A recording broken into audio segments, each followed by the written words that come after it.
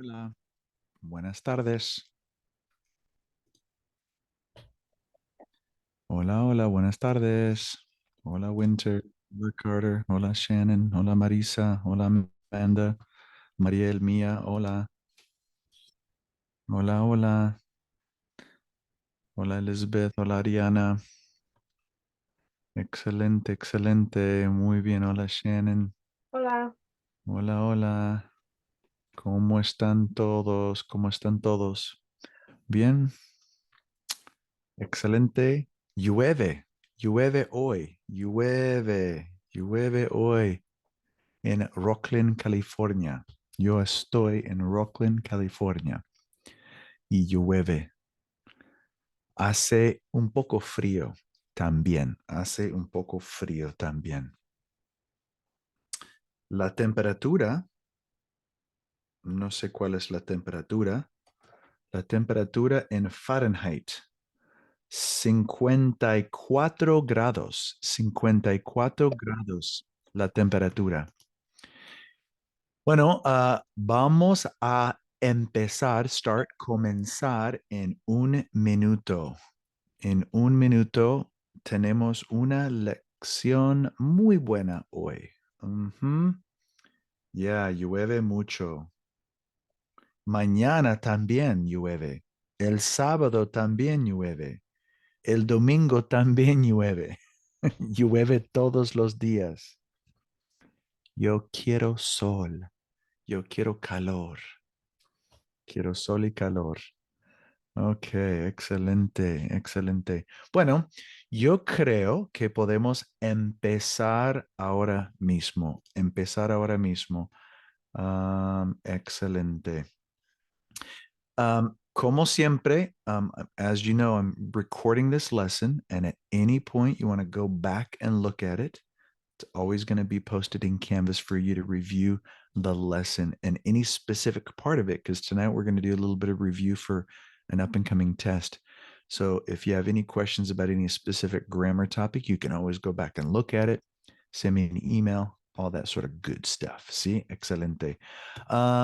Bueno, voy a comparto mi pantalla, my screen, comparto mi pantalla con todos ustedes. Ok, excelente. All right, let's go ahead and begin the slideshow. I'm going to go ahead and take 2 seconds here to relocate my student list here so I have an ability to see everybody on the other screen, my dual screen. Okay. I always like to see those that have their cameras on and participating.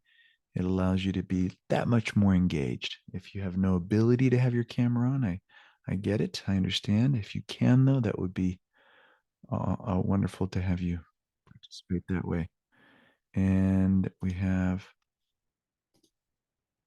participants here that I need to admit. Okay, excelente. And we'll open up our chat window and have that. Okay, yeah. If you have some sort of connection issue, if you're worried about a connection, that's okay. I understand that there's some technical issues, but if you can, great. If you can't, fully understandable. Okay, perfecto, perfecto. Muy bien. Gracias todos. Excelente. Lección 7, módulo 7. We are finalizing chapter 2, a teeny bit of chapter 3. Finalizing chapter 2. We're really getting into some serious grammar now. Last week's lesson, hopefully you had a chance to view that video. We talked about a couple things that were kind of difficult. They're basic, but yet difficult at the same time, especially the verb gustar. Now, you won't have to focus on that on the test per se, but the verb gustar is used all the time in language speaking. On a daily basis, we use gustar. So I want to just start off. A ver, ¿cómo estás? ¿Cómo estás? ¿Cómo estás? ¿Cómo estás, Andrés Rico? ¿Cómo estás hoy? ¿Cómo estás, André? André Rico, ¿dónde estás, André? Ah, muy cansado. ¿Estás cansado? ¿Estás Estás cansado? cansado ya. ¿Cómo estás, Elizabeth Ortiz? ¿Cómo estás, señorita Ortiz? Yo estoy bien. Muy bien, excelente, excelente. Or Liz, I should say. I got a note here that you go by Liz. Excelente. Listo. Perfecto. ¿Cómo estás, Josh Zezo? ¿Cómo estás, Josh Zezo? Muy bien. Muy bien, excelente. Nicole, Nicole, ¿cómo estás? Piceno, Piceno. Es un nombre italiano.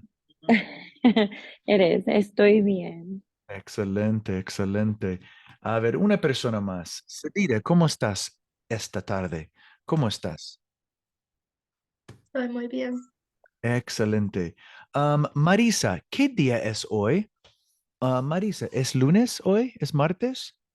No, hoy es jueves. Hoy es jueves. Hoy es jueves. Ariana, ¿qué hora es? ¿Son las 7? ¿Son las 8? ¿Qué hora es? Um, o- ¿Ocho? Oh, 8. No, no son las 8. Oh, es posible. If you're in 2 hours time difference. Posible, son las 8. Son las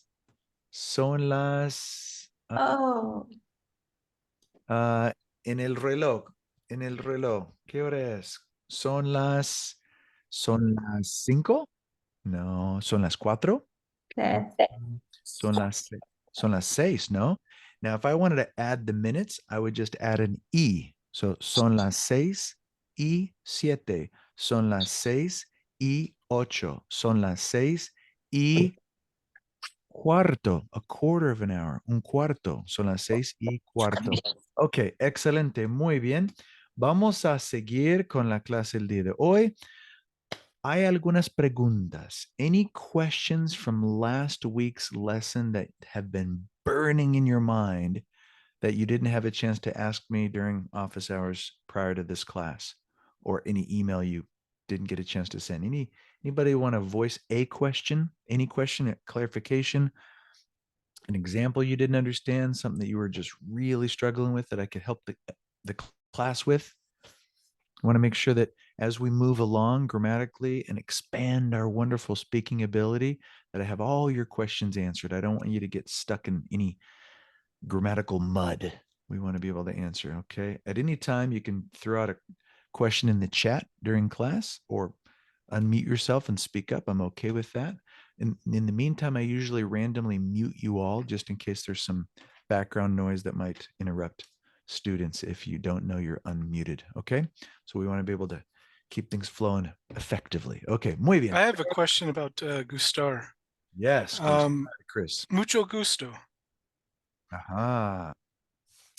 The phrase mucho gusto is merely an expression. Sometimes we take verbs that are used in commonplace, like me gusta la pizza, I like pizza, and we use them in expressions. If I want to be technical with mucho gusto, it literally means a lot of pleasure. And when I say it's a pleasure to meet you, I'm feeling a lot of pleasure. Another phrase that does that is like the expression lo siento. It's merely an expression, but the word sentir is to feel. I feel it, but I translate it as I'm sorry, lo siento. So sometimes you'll see a verb that's used in some sort of expression and that it just has its own translation and its own use. So don't think of that mucho gusto has any type of conjugation issue. It's just part of an expression. It's a set phrase. Mucho gusto. Does that answer your question, Chris? Perfecto, gracias. Excelente, muy bien. Okay, all right. Vamos a continuar. Let's go ahead and continue. La lista de vocabulario. There's a list of vocabulary, and I was looking over the list.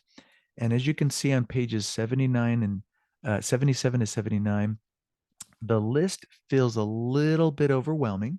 And I understand that. So if we were to scroll through everything, anything from classroom items, anything from locations, uh, our human body, boca, brazo, cabeza, set phrases, ¿cuándo es tu cumpleaños? A little bit of the seasons, el otoño, invierno, We're learning about age. ¿Cuántos años tienes? Yo tengo 50 años. Even some places like lugar. So there's a lot of words, and I don't want you to feel overwhelmed. Days of the week, we'll get familiar with those as we keep going through the semester. Some questions with when, cuando, and then when, like ¿qué día es hoy? ¿Qué día es mañana? All of these when statements. When, what day is it today? What day is it tomorrow? Yesterday, ayer. Now we're not going to be doing past tense yet, so don't think that we're going to throw grammar in with these. These are just random words that we're trying to get experience and see. Nationalities came up a little bit. I really don't want you to stress about memorizing all of the nationalities. We'll practice it a little bit to feel the exposure of it, but I don't want you to get bogged down with words that you're not going to say on a day-to-day basis.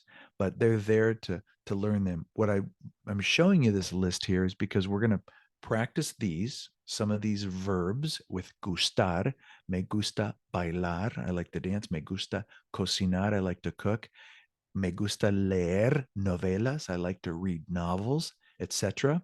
Me gusta nadar en el mar. So we're going to use these two lists in an activity today. But if I want to kind of have a general review, I always try to keep all of these words. As you can see, there are a lot of them. Now, these right here are commands that are stemming from the very first chapter, as far as raise your hand, take out a piece of paper. And we're not going to talk about the command mood, el imperativo, it's called imperativo, the imperative mood. We're not going to talk about that. These are just set expressions to look for, like look for your phone, busca tu teléfono. Hey, listen to me, escucha, firma, sign this. And this is just for your expansion of your knowledge, but I don't want you to stress that you feel like, oh, there's like 200 words here. I don't know if I can memorize them. But if you wanted to just spend a few minutes a day in Canvas under Module D, I do have all of our Quizlet lists, which is pretty much all of them in one little application that you can kind of thumb through and be familiar with. As long as you can recognize them at this point, they're really good. Some of them you want to memorize, some verbs that are handy, you can definitely memorize, but I really don't want you to feel overwhelmed that you have to, we're not going to test on all 225 words or however there may be, okay? And I'll go over specifics on what I'd like you to actually know by the end of tonight. Okay, perfecto. La palabra ser y estar, how we feel, where we are, always use estar, location, and feelings, estar. Estoy en el Ecuador. Inés está al lado. Estoy enfermo. Yo quiero practicar. I want to practice a little bit. Vamos a practicar. Anytime we describe, ser. Anytime we have a location and feelings, estar. Podemos practicar. A ver, you can write it in the chat, but I would like to actually call in a volunteer. Let's see if I could call in volunteers. Try to hit everybody if I can tonight. Vamos a empezar. We'll start on the top of my list here. Or on the bottom. Winter Sanchez, número uno. ¿Puedes leer número uno? Now, keep in mind, we might have to conjugate these. So if we can remember what the conjugations, oh, sorry, just totally remember that. If we could remember what the conjugations are, yo soy, tú eres, él es is pretty key on this one. Nosotros somos, vosotros sois, ellos son. Now the verb estar has its own conjugations. Yo estoy, tú estás, él está, nosotros estamos, vosotros estáis, and then ellos están, or ustedes están as well. All right, let's go ahead. Can we figure out this first one? A ver, vamos con Winter Sanchez.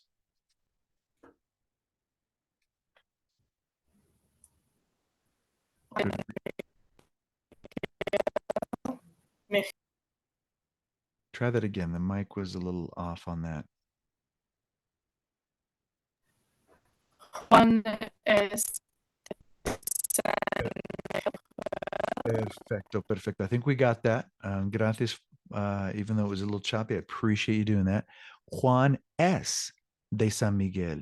Origin, he is from San Miguel, a city called San Miguel. Excelente. Shannon Smith, número 2. Ana es una persona lógica. Muy bien, excelente. Ana es una persona lógica. Once again, Ana es, describing who she is. Ana es una persona lógica, a logical person. Okay. Número 3. Sahar en. Sahar en. Yes. Your guy is in Virginia. Okay. Gracias. S would be the right conjugation, but we're saying he's not from Virginia. He is currently in Virginia. What would we do on that one? Uh, How we feel, where we are, always use uh, estar. How would we conjugate estar? Juan or Jorge, excuse me. mhm. How are we on that one, Sadida? No, oh, yeah, I think it was, I was asking Sahar. Yes, Sahar. Juan, Yes. Jorge. It's going to be S or one of the two options, S or está. Which one would you choose? S or está? Está. Excelente. Muy bien. Now, careful the pronunciation. Juan está. Juan Está en está. Virginia. Exactly. There's an accent mark to bring out that Juan está en Virginia. Juan está en Virginia. Perfecto. If I didn't have it, it would be esta. Esta. Good. Está. Juan está en Virginia. Muy bien. Excelente. Excelente. Nicole. Nicole número 4. Nicole P, por favor.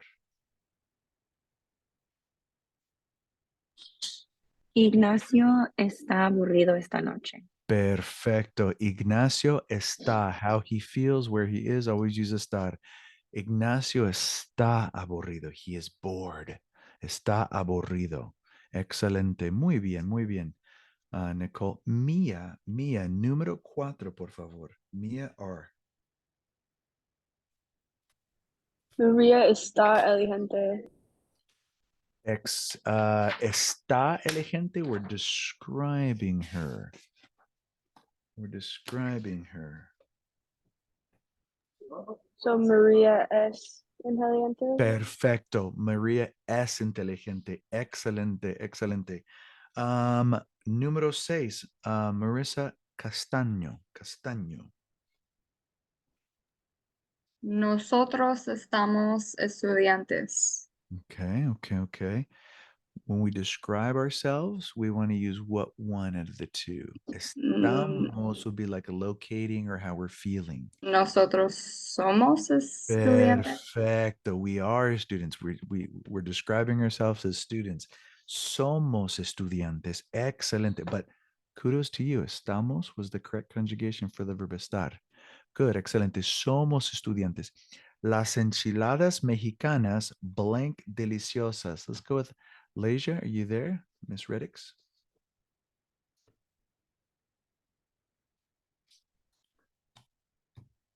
Hola.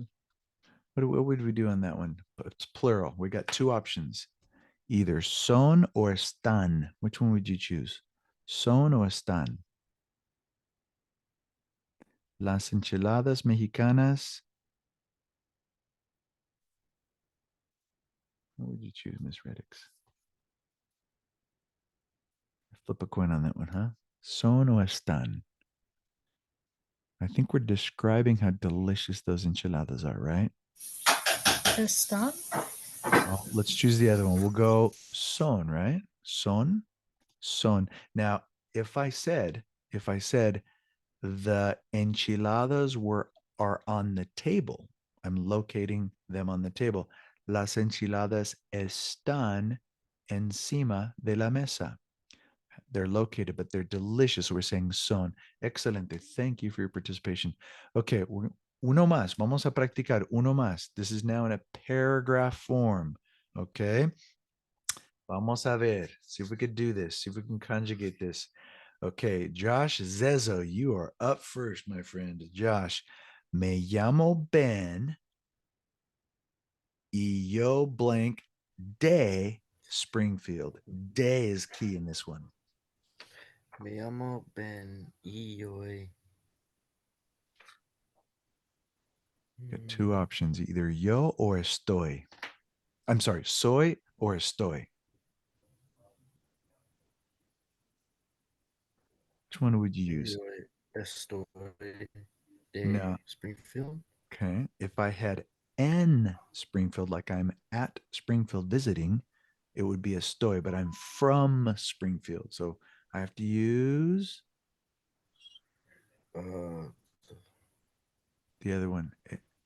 How do I say? I am yos. Three soy. letters. There you go. Excelente, llamo- excelente. Yeah. Yo soy de Springfield. Excelente, muy bien. Vamos con Liz, por favor. Liz Ortiz.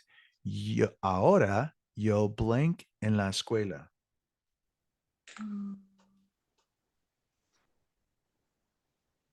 Estoy. Excelente location. Estoy en la escuela. Muy bien, excelente. Estoy en la escuela porque yo blank estudiante. Yo blank estudiante. Let's go with, I don't think I've asked Chris P. P, por favor. Yo blank estudiante. Yo soy estudiante. Excelente. So I am at the part, or I'm at school. I am a student. Do we see the difference? Location versus a description. Estoy en la escuela. Soy estudiante. Mi profesora, let's go with Carter. Mi profesora, Mi profesora.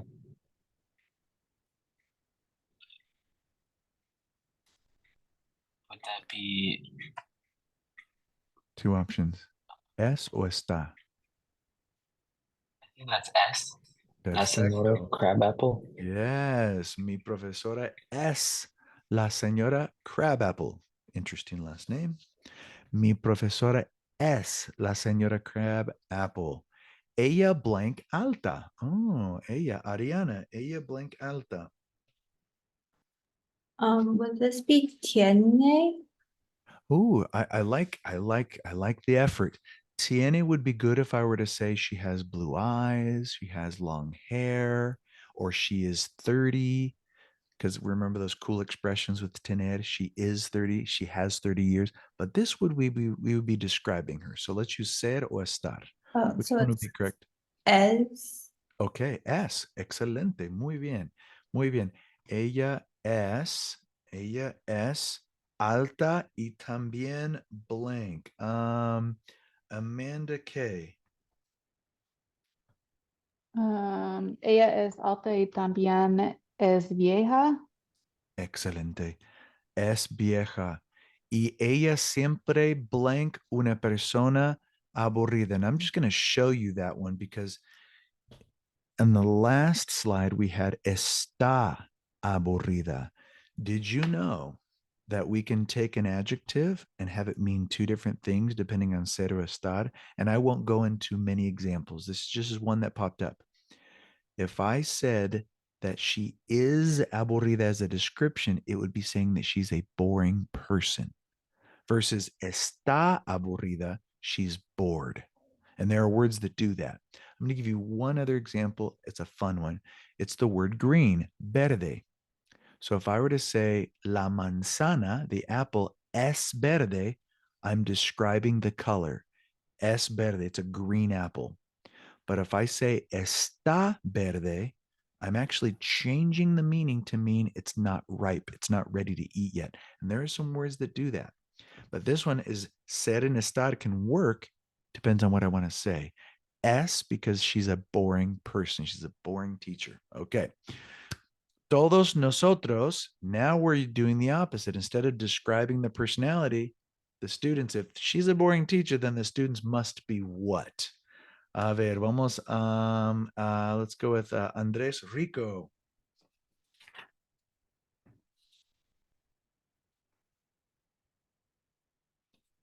Todos nosotros blank aburridos. What is that conjugation for we? Todos nosotros son aburridos. Okay. Let's use estar because this is how we're feeling, because she's a boring person. So we are bored, right? Oh, I see. So we use estar, but how do we conjugate estar for we? Do you remember that one, Andres? Yeah, están. Es- Or estamos, sorry. Perfecto, perfecto, perfecto. Todos nosotros estamos aburridos en su clase. Okay, I would like us to read this together now. Let's all in unison. Those that want to do it can unmute, and we'll just have a nice musical array of random voices and noises. We'll see how that goes. If you want to unmute and not mute yourself and keep yourself silent and just say it to yourself, that's also fine. If the noise is going to interrupt you for what you're doing because there's just a bunch of clash of voices, go ahead and turn down the volume a bit so it's not too disruptive to your ears. Here we go. Let's do this together. We're going to read from Me llamo Ben. Everybody follow me, okay? Uno, all together. Uno, dos, tres. Me llamo Ben y yo soy de Springfield. Springfield. Ahora Ahora yo estoy en la escuela porque yo soy estudiante. Mi profesora es la señora Garrafal. Ella es alta y también es vieja. Y ella siempre es una persona aburrida. aburrida. Todos Todos nosotros estamos aburridos en su clase ahora. Ahora. You know what? That actually went a little better than I thought. I thought we were going to be extremely off pace, but some of us were ahead or behind, but good. Excelente. I always like to give the advice that whenever we go over these lessons, if you want to go back to the lesson in the video and pause it, read this a couple times to yourself. Read it out loud. Me llamo Ben y yo soy de Springfield. And do proper pauses. Ahora yo estoy en la escuela, and hear yourself say it. These are all words that you're becoming familiar with. Hear your own pronunciation. You can now use ser and estar in unison. The more you read out loud, the more you have exposure, the easier it is to come and have more fluency. Okay, excelente. Muy bien. La palabra tener. Yo tengo, tú tienes, él tiene, nosotros tenemos, vosotros tenéis, ellos tienen. We got a lot of these fun expressions. Él tiene calor, he's hot. Él tiene frío, él tiene sueño, ella tiene hambre, ella tiene miedo, ella tiene prisa, él tiene sed. All of these words are not like English. He is hot. She is hungry. She is in it. We use the verb ser in English, but these are unique expressions that use tener. So keep in mind, tener is a unique word because we can use it for those cool expressions. I'm hot, I'm cold, I'm sleepy, I'm hungry. We can use them to express our age, cuántos años tienes. And I know I mentioned this last week, but it's a refresher. Yo tengo 16 años. I have 16 years. I also am anxious to go. I'm ready to go. I'm excited to go. Tengo ganas. It's an expression. Tengo ganas de ir. I am excited to dance. Tengo ganas de bailar. I'm excited to eat dinner tonight. Tengo ganas de cenar, to eat dinner, cenar. And then tener with another verb always has that connecting piece, que. Not a lot of verbs do that. Very few verbs do that. I have to study. And I can apply that rule to any verb. I have to eat. Tengo que comer. I have to talk. Tengo que hablar. I have to listen. Tengo que escuchar. So it's really kind of a cool way of doubling up these two verbs. And then your traditional use. I have a cat. I have a book. I have a phone. I have a car. I have a pen. Tengo un bolígrafo. Some countries will call this a pluma. Other countries will call this a lapicero. But so we got bolígrafo, pluma, lapicero. Okay. Muy bien. Excelente. Gustar. This is what was addressed last week. Gustar. Please understand that gustar does not use the subject pronouns like we use it in English. As you could see here, examples. Me gusta nadar. I like to swim. I'm not using yo. It's To me, it's pleasing. So these me, te, le, nos, os, les, they're not subject pronouns. They're actually called indirect object pronouns. So we have to really kind of organize it in our brain to not think we're literally saying I like pizza. It's actually the pizza pleases me. And I mentioned that last week, but I just wanted to go over it. I'd like to practice this, okay? Mira los dibujos y di que no les gusta hacer a los amigos del club sin fronteras. So we've got what they like to do or what they don't like to do. Now we've got 1 through 5, a Eloy. The reason why I have an A in front of Eloy is because we're not saying, let's just give an example here. He's writing a bunch of blogs. So he's on the computer. So he's typing. We're just going to give you the verb right now. Escribir. Okay. So I have Eloy likes a lot to write blogs. My answers would be a Eloy le gusta mucho escribir blogs. So le gusta is the first blank. Why do I have a Eloy? Because I'm not saying Eloy likes. I'm saying to Eloy, it's pleasing. And I know that that's really confusing in our brain. So it's going to take time for us to adjust.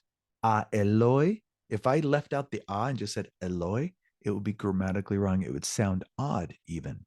Okay, a Eloy le gusta, we have to use those two words, le gusta, le referring to Eloy.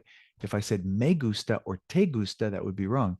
Nos gusta, that would be wrong. It's me, te, le, nos, os, les. So a Eloy le gusta mucho escribir blogs. Okay. Número 2. We've got a Claudia, una persona, y a su amigo, otra persona, dos personas. We have to finish that sentence with some type of indirect object pronoun, me, te, le, nos, os, les, the verb gustar, and the correct verb. Let's see if you guys can type that in. Oh, somebody's already writing stuff. Let's see if you can type that, the rest of that in. Número 2, a Claudia y a su amigo. We got two people going on here. A Claudia, su amigo. It's probably the second photo. They're in the discoteca, right? So that's a good question here. Okay. A Claudia, su amiga. Amanda already wrote it. Good. It's technically not a question, but your grammar is correct on that sentence structure. Beautiful. Anybody else want to attempt to type it in? Okay. Good. Now, if we want to say nos gusta, that would imply us. We like to dance. We want to say they like. Claudia and her friend, which is they. And so we would use, yes, good, Carter. Excelente, excelente. There you go. Nice correction, Shannon. Muy bien, excelente. Okay. So yes, we have a Claudia y a su amigo les. So les is referring to those two people, les, and then gusta, and then the verb bailar. So bailar is what's conjugating gustar. And always when we use a verb like bailar, cocinar, escribir, we have to use gustar in the singular form always. Gusta, gusta, gusta. Good, excelente. By the way, is there any verb we don't understand? ¿Cómo se dice bailar en inglés? Is to dance. Escribir, to write. What about the others? ¿Cómo se dice cocinar en inglés, Amanda? To cook. Excelente. ¿Cómo se dice escuchar en inglés, Carter?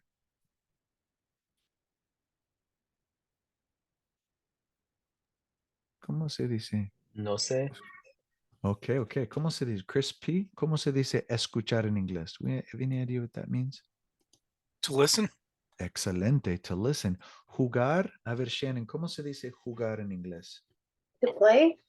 Muy bien. To play. Excelente. ¿Cómo se dice lavar? That's a tough one. Lavar, Ariana. Wash. Oh, good. Excelente. Love the chiming in. Anybody? Leer. ¿Cómo se dice leer? To read. Muy bien. Okay. Número 3. A los hijos de Omar, that looks like it's plural as well. A los hijos de Omar, blank con su perro, jefe. I love the name of the dog. Jefe. Good. Thank you for Marissa for already typing that in. Amanda, excelente. Anybody else that wants to chime in the chat can do so to get experience typing it in. Not required, but I always like to see that effort. Okay. Yes, a los hijos de Omar les gusta jugar con su perro jefe. A los hijos de Omar. Now notice how we're doing that still. To the sons or the children of Omar, les. That les specifically connects to those children. And then jugar is to play with the dog. Let's do número 4. Excelente. A Camila no. A Camila no. No blank los platos. A Camila no. Good. Okay. Now, when we're still using lavar, so lavar is what's manipulating gustar, not los platos. So if lavar wasn't there, it would the los platos would affect gustar.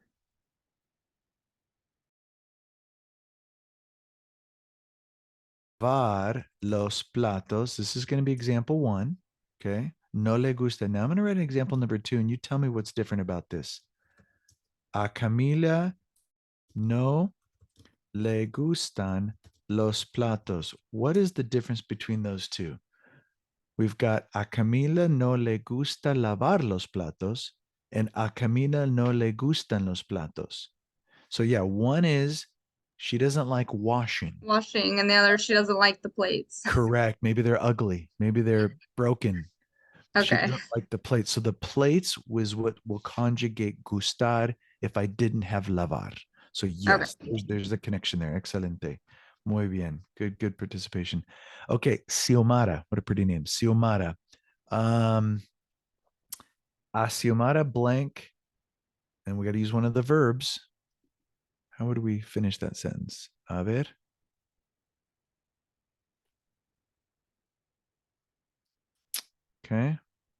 Okay, good. Gracias por la participación.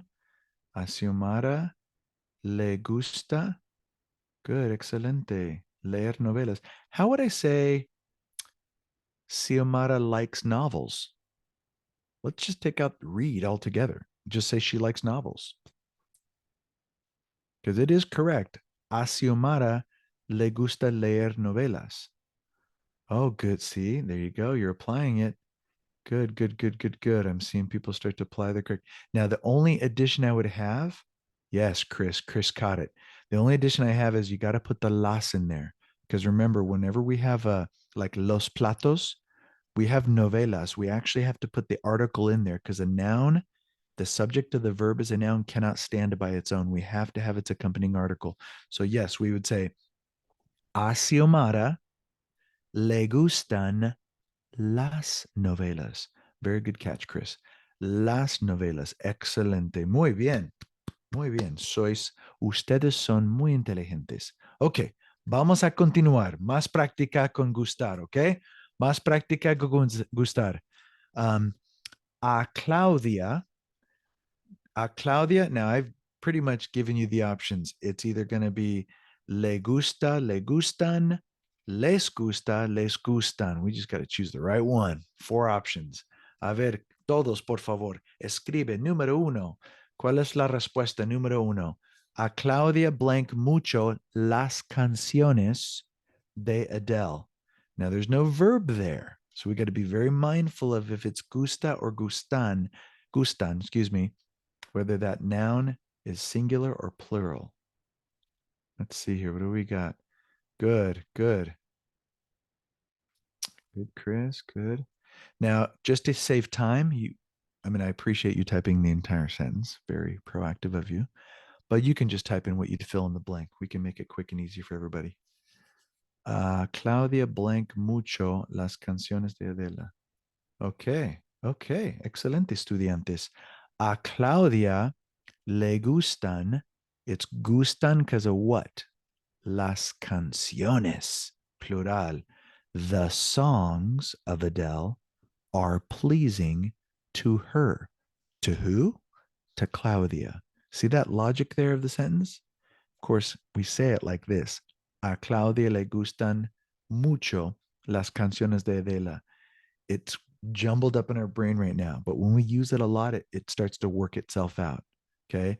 To Claudia, to her, they're pleasing a lot the songs of Adele. If we do it word for word, it makes it really challenging. So it's such a concept that we bring up at the very beginning because it's used so often, even though it can be very challenging in our brains. Okay. A Omar y a Aloy blank el gimnasio. Okay, good job. Excelente, Amanda. Excelente, Sadida.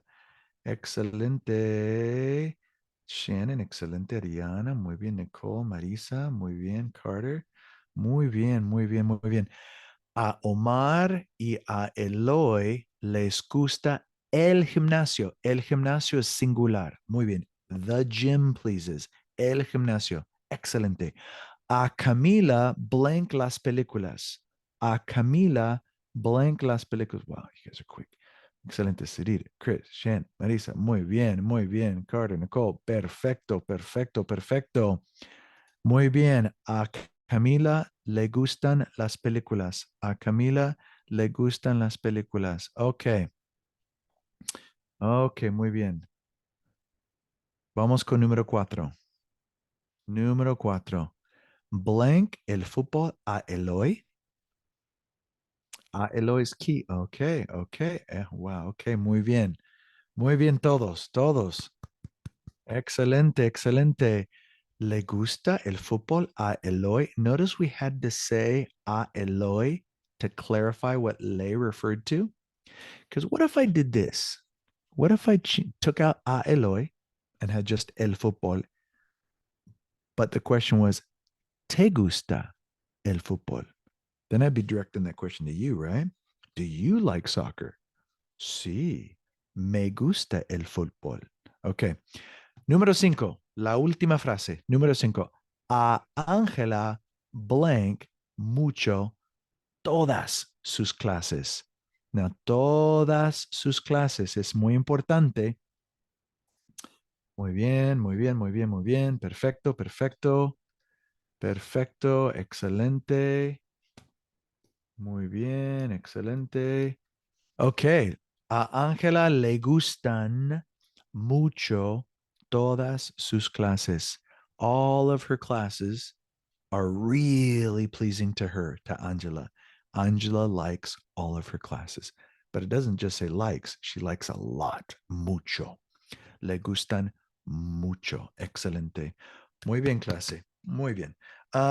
Una actividad más.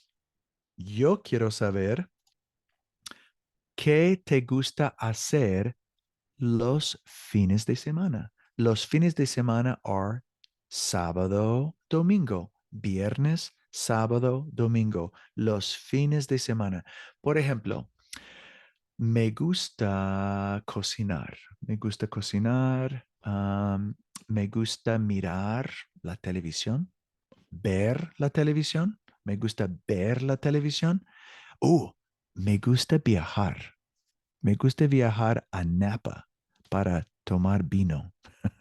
Muy bien, excelente. ¿Qué te gusta hacer? Me gusta acampar en mi carro nuevo. Tiana, ¿qué te gusta hacer?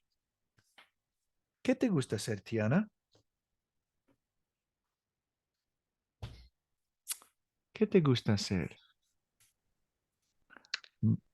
I'm not sure. Okay. Let's start off with the me gusta. You're going to lead that me gusta and pick any one of these beautiful verbs and activities. So if I like to cook, I would say me gusta cocinar. If I like to listen to music, I would say me gusta escuchar música. Now, if I like to do two things, I just connect with y, an and. So me gusta jugar al tenis y jugar al fútbol. You don't even need to repeat the me gusta again. Just me gusta jugar al tenis y jugar al fútbol. So let's see if you can do that again. I think you got this, Tiana. Okay, so me gusta nadar. Perfecto. Excelente. Excelente. See if I could pick on somebody else. I don't know if I think I've called on everybody. Victor. Victor. ¿Qué te gusta hacer, Victor?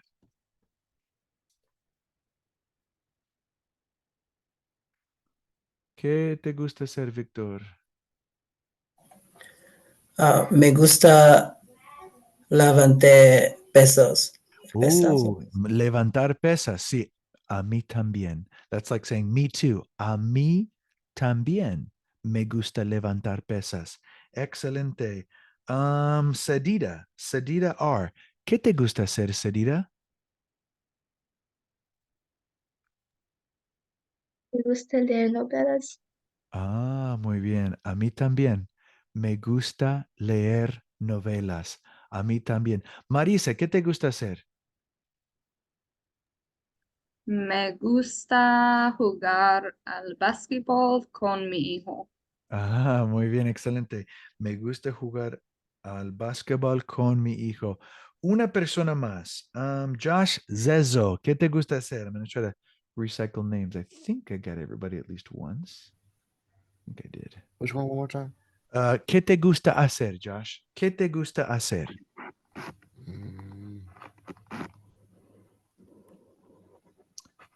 ¿Qué te gusta hacer? ¿Te gusta viajar? ¿Qué te gusta hacer? ¿Ir al cine? A mí me gusta ir al cine. Escuchar música.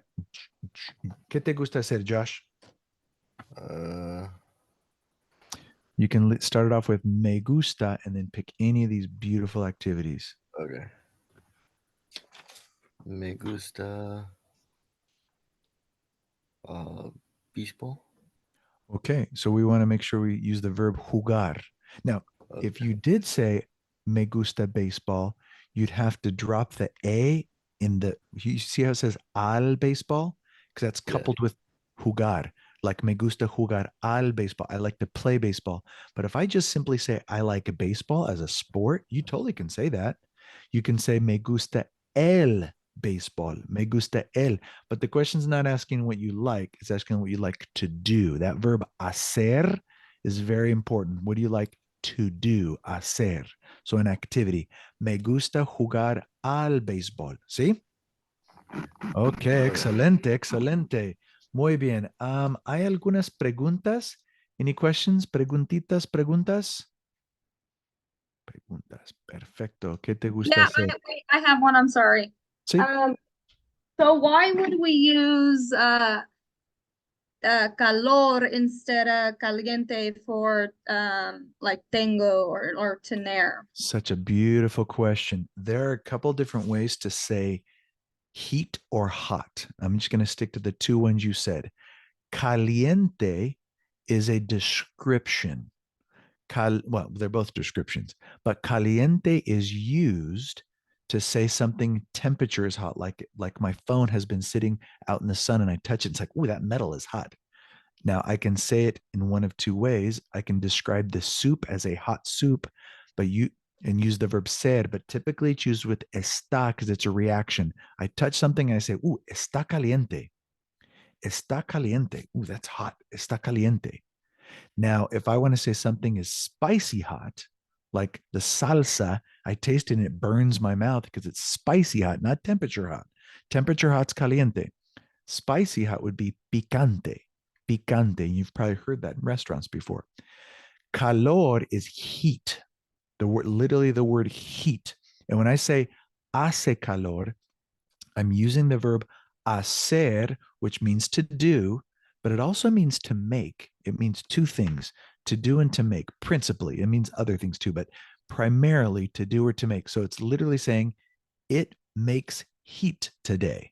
Like outside, hace calor. It makes heat. Or I am hot, tengo calor. I have heat. I have heat. So I couldn't say tengo caliente. Caliente is merely to describe something that is of temperature hot to the touch. Or yeah, exactly. I mean, it could be used in other expressions, but primarily it's temperature hot, like the soup's hot, the coffee's hot, the water's hot, the car hood is hot when I touch it. Caliente, caliente, caliente. I can't drink the coffee because it's no. El café está caliente. I'm giving a reaction. This coffee is hot. I can't drink it. No. Está caliente. Versus, yeah. So that's the difference. There's many ways of saying hot, and those are the three primary ways. Perfect. Okay. Thank you. Perfecto. Okay, clase. Me gusta con cada capítulo. With every chapter, there's a real cool video that goes along with it. And I have some questions that I want to ask you. So we're going to watch the video together, and then we're going to do some follow-up questions. Keep in mind, these are really good resources to expose your ear to the target language. So if you want to take this recorded Zoom session and rewatch it, you can, or go directly to the vText, which is the online textbook through the Connect Super site. And you can click on that digital textbook and go to this virtual page. And there's a link above on the right. There's a little video symbol. Click on that. I'll show you what it looks like in about 2 seconds. You click on it and you're able to watch the video. These are great videos. And I took some notes here. It allows you to expose your ear to the language. Now, they do have different people speaking at different rates of Spanish. It's not meant for you to understand every single word. So please don't feel overwhelmed. Whenever we listen to Spanish, it's expected that we're not going to understand everything. But I want you to try to pay attention to the different accents. A lot of these individuals are from different Spanish-speaking countries. It's like speaking to somebody from Australia versus Great Britain. Even within Great Britain, you got England, Wales, Scotland. Even in Ireland, you got all these English speakers that have different accents. That's kind of how Spanish is. All these really cool different accents. Okay, we got a list of vocabulary. Buen día or buenos días. Paciencia. Mira, somebody says mira, which is the use of vos. I mentioned that a couple weeks ago, but don't stress about that. Historia, músico, ciencias. A lot of these sound like English, right? Miembros. Now, vosotros, the girl in the blue shirt, is from Spain. So she says vosotros. She uses Spain instead of ustedes, which is fine. Bienvenida, a propósito. I like a propósito. By the way, a propósito, quiere estar, he wants to be. Remember, to be as a location or a feeling. Sorpresa, español de primer año. No aparecen en mi lista. They don't appear on my list. These are just words to help you throughout the video, okay? Before we watch the video, we're going to preview some of the questions so you can kind of keep an ear out for it in case you want to write it down, okay? Cierto o falso, true or false? Uno, Nayeli es mexicana, true or false? Radamés, that's his name. It's kind of a cool name, right? Radamés es de Perú. Sebastián tiene 18 años.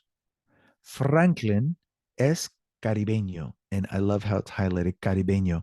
Caribeño is literally specifying that somebody's from the Caribbean, okay? Or the Caribbean, potato, however you want to pronounce that. Franklin es caribeño. He's from that region, okay?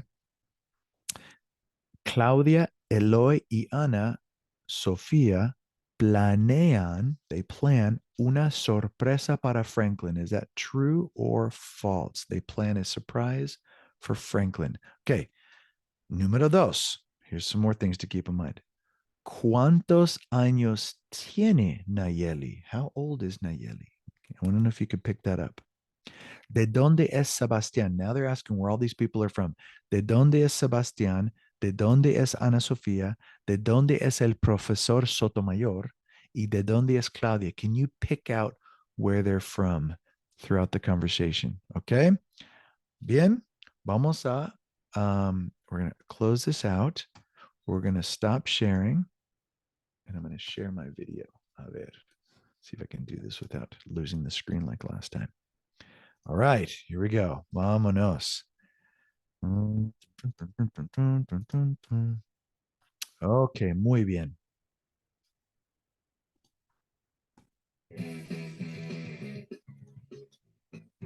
I'm going to put on the closed captions so you can actually read the Spanish as you're listening to the Spanish. That's the best way to absorb that information, see it and hear it at the same time.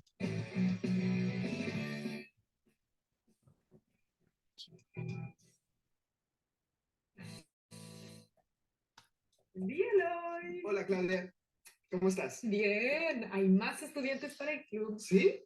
¿Quiénes son? ¿De dónde son? ¿Cómo se llaman? Paciencia, muchacho. Mira, aquí están sus mensajes. A ver. Este mail es de una muchacha mexicana. Se llama Nayeli Rivas Orozco y tiene 18 años. Es estudiante de historia. Mira su foto. Es muy bonita. Sí, es linda, ¿no? Sí. Mira, otro mensaje es de un muchacho que se llama Radamés. Radamés. Un nombre diferente. Dice que sus padres son cubanos y él nació en Miami. Tiene 24 años y estudia aquí en Berkeley. ¡Oye, es músico! Tiene un grupo que se llama Cumbancha. Cumbancha. Y otro mensaje, este es de Sebastián Saldívar Calvo, peruano de 18 años, estudiante de ciencias sociales. ¡Ay, hay otro mensaje más! Mira, este es de Ana Sofía Torroja, es española y tiene 20 años. Estudia inglés en el College de Alameda. 4 miembros nuevos para el club. Fantástico. Oye, Claudia, ¿cómo se llama nuestro club? ¿Qué tal? Amigos. ¿Amigos? Sí, amigos. Sin fronteras. Friends without frontiers. Without borders. Cool. ¿Te gusta? Sí, me gusta. Sí, ¿no? Suena bien. Bueno, y tenemos a un peruano, Sebastián, una mexicana, Nayeli. Ana Sofía, Ana española. Sofía, española. Yo paraguaya. Y mexicano-americano. Mexicano-americano. Perfecto. El día siguiente, the next day.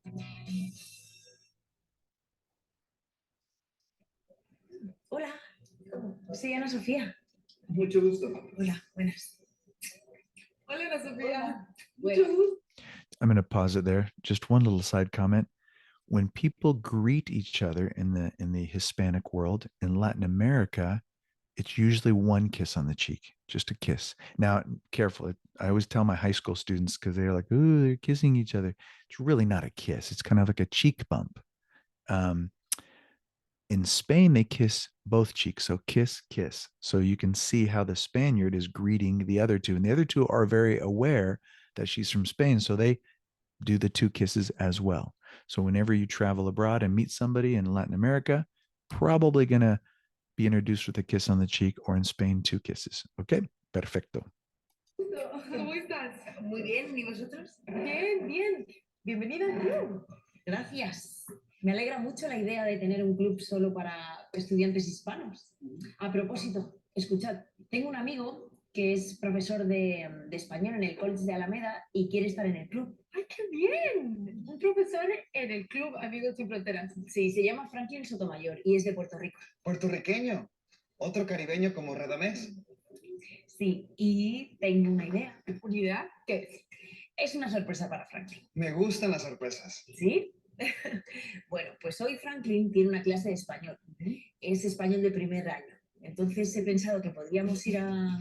Okay, 3 horas más tarde, just give you pretext in case you're a little lost on that. The Española is friends with Franklin, a teacher, and they're going to visit him to invite him to their club, their international club, Club Sin Fronteras, Español Sin Fronteras. And he is teaching a basic level Spanish course, Español Uno at the time.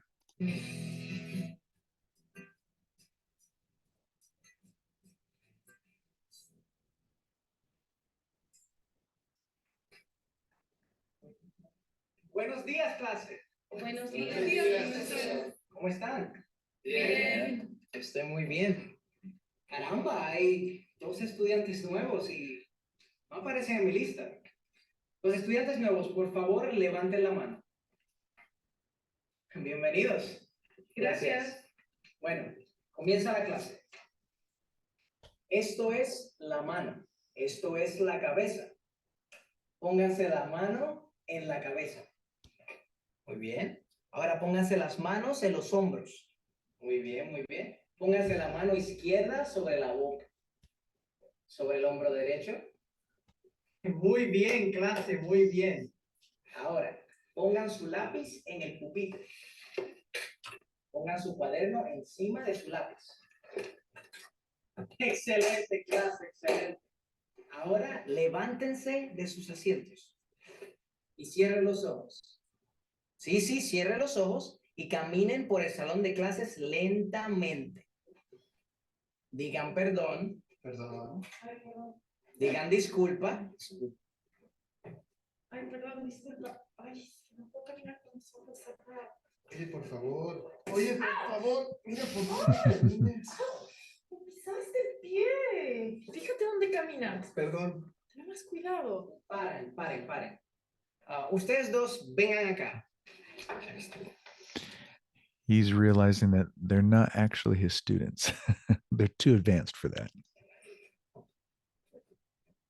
Ustedes no necesitan esta clase. ¿Por qué no? Es que esto es español 1, un español muy básico. ¡Caramba! ¡Ana Sofía! ¡Entra, muchacha, entra! Ay, así está guapa hoy.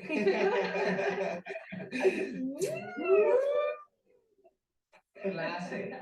Les presento a Ana Sofía, una amiga española. Mucho gusto, clase. Mucho gusto. Yo soy de Murcia. ¿Saben dónde está Murcia? ¿No saben dónde está Murcia, clase? Miren, Murcia está en España. Está al este de Andalucía. Aquí, ¿verdad? ¿Y saben dónde queda Paraguay? Porque yo soy paraguaya. Mi país es muy hermoso. Bueno, tenemos una música típica. Las dos principales son el pericón y la palomita. Son muy divertidas. Pero, ¿tú sabes dónde queda Paraguay? ¿No? Mira, te lo muestro. Queda acá. No es muy grande, pero creo que hablo mucho, ¿verdad? Hablas mucho y muy rápido. Franklin, te presento a dos miembros del club Amigos Sin Fronteras. Claudia y Eloy. Claro, y los dos hablan español. Mucho gusto, profesor. Bienvenido al Club Internacional de UC Berkeley. Mucho gusto. Bienvenido. Gracias. Bueno, y ahora fiesta. ¿Sí? ¿Party? ¿Sí? Okay, muy bien, excelente. Vamos a hacer esto. Stop sharing, perfecto. Fácil, difícil, más o menos, sí, más o menos. Okay, we're going to go back to the lesson though. Going to see if we can capitalize on that. A ver. Excelente. Okay. Muy bien, excelente. Participantes, there we go. Everybody's still there. Get the chat open. Okay, muy bien. Yeah, muy rápido. I agree, Chris. Some parts were very fast. And even the teacher noticed that as she was talking about Paraguay, he's like, oh, you're speaking a little fast. These are Spanish 1 students. So that was kind of the whole nature of the video. And like I said, you can rewatch that as many times. I always recommend any type of video that has subtitles, rewatch it 2, 3, 4, 5, 10 times even. When I was learning Italian, I watched videos over and over and over until I understood everything. Okay, perfecto. Yeah, perfecto, Shannon. Okay, vamos a ver. Tenemos aquí una frase. Nayeli es mexicana. Go ahead and type in C or F. ¿Cierto o falso? True or false? C is true, F es falso. ¿Cierto o falso? Nayeli es mexicana. Okay. Okay, the majority of the people are doing boom. Cierto, Nayeli sí es mexicana. Okay. Radames. Anybody catch that?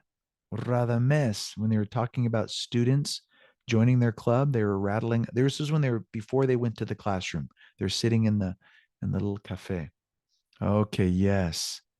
That is falso. Radames no es De Peru. I believe he mentioned he was from Cuba. Yeah, there you go. Excelente, Marisa. Muy bien. Perfecto. Número 3. Número 3. Sebastián tiene 18 años. Ok. Yep. Sí, tiene 18 años. Es correcto. Franklin es caribeño. Franklin es caribeño. Yes. Excellent. Anybody can remember specifically? They did mention where in the Caribbean or the Caribbean, however you want to say that. Anybody pick up? There's a nickname for where he's from. Anybody from this country is called a Boricua. Anybody familiar with that nickname? Boricua? Yes, Puerto Rico. Excelente, Victor. So anybody from Puerto Rico in el Caribe is Boricua. It's a kind of a cool nickname. All right, Claudia, Eloy, and Ana planean una sorpresa para Franklin. Okay. Es cierto. Excelente. Vamos a la siguiente. Let's get a little bit more difficult here. Now, instead of writing cierto falso, let's answer the question. ¿Cuántos años tiene Nayeli? Now, I have just the one word answer, but if you can type in an entire sentence, that's even more impressive. ¿Cuántos años tiene Nayeli? Vamos a escribir una respuesta, por favor. Escribir una respuesta. ¿Cuántos años tiene Nayeli? Anybody want to type in? Ok, Nayeli tiene. Ok, excelente. Cedida, muy bien. Muy bien, Shannon, excelente. Correcto. Excelente, Chris. Yes, excelente, Amanda. Muy bien, clase. ¿Cuántos años tiene Nayeli? Nayeli tiene, good, full sentence, good. Nayeli tiene 18 años. Excelente. ¿De dónde es Sebastián? Anybody pick up on that? ¿De dónde es Sebastián? I'll give you a clue. It's somewhere in South America.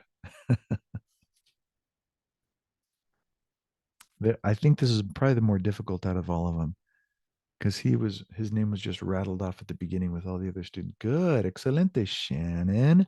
Muy bien. Excelente. Good on you. Okay. Sí. Good complete sentence, Marisa. Muy bien. Muy bien, muy bien, muy bien, Carter. Perfecto, perfecto. Excelente. Ok. Sebastián es de Perú. Muy bien, Sebastián es de Perú. ¿De dónde es Ana Sofía, la amiga de Franklin? Ella lleva una camisa azul. Ella lleva una camisa azul. Excelente, excelente. Sí. Muy bien, clase, muy bien. Ana Sofía es de España. Can anybody remember the city where she's from? They pointed it out on a map. It's actually a province all by itself. There's 17 different regions in Spain, and it's one of them. It's a city and a province. Yes, very good call. Good, Amanda, Chris. And it's correct spelling. So good on you. Ella es de Murcia. Notice how she used the Murcia because the CI created TH sound. Now, Franklin did not say Murcia. He's from Puerto Rico. He said Murcia. He pronounced it like an S. Muy bien, excelente. ¿De dónde es el profesor Sotomayor? Franklin, ¿de dónde es el profesor Sotomayor? I think we already mentioned that earlier. Good, excelente. Muy bien. Es de Puerto Rico, Boricua. ¿De dónde es Claudia? We pointed that one out. They pointed that out on the map as well. It's a really small country. Yes, excelente. Excelente.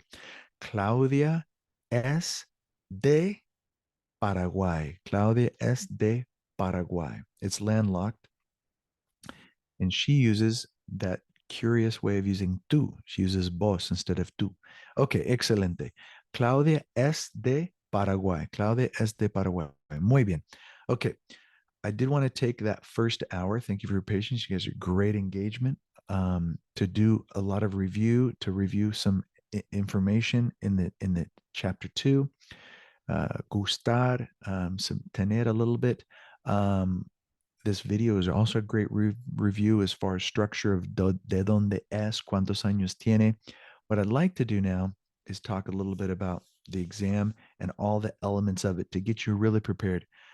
You really don't have to focus on anything else but the test this week.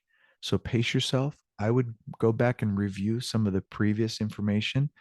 Try not to wait till the last minute to do this. You have until a week from tomorrow, because every time since our lesson is Thursday, instead of posting the new module Friday, I just post it today. I just do it the same day so you can see it if you have any questions. And then it technically starts on Saturday. So you kind of got a 2-day jump. So the whole week you'll have until the following Friday. So even if you have last minute questions, you can even ask me in class next week, to be honest. So let's go over each element of this, okay? Perfecto. Primero, una actividad auditiva, sección auditiva. The first thing you'll experience is an audio activity. I have a sample question that you can experience, and I'd like to listen to a sample audio to kind of get a feel on how it goes. I don't want anything hidden. I don't want you to have any curveballs thrown at you. I want you to go into this assessment full aware of what to expect. Okay, perfecto. So let's go ahead and listen. Okay, I'm just going to keep that screen up. I'm going to go ahead and listen to the audio. And I'm going to listen to it twice. Now, you have the freedom of listening to it as many times as you want. But we're going to play this twice. Let's see if what you can pick up. I always like to close my eyes and listen the first time. See if I can pick up anything. And then the second time I try to take notes and go, okay, that was a detail. That was a detail. That sounded like important. That was a detail. Let's go ahead and listen to that, okay? Vamos a escuchar. Here we go. Hola, Eloy. ¿Qué tal? Muy bien. ¿Y tú? Muy bien también.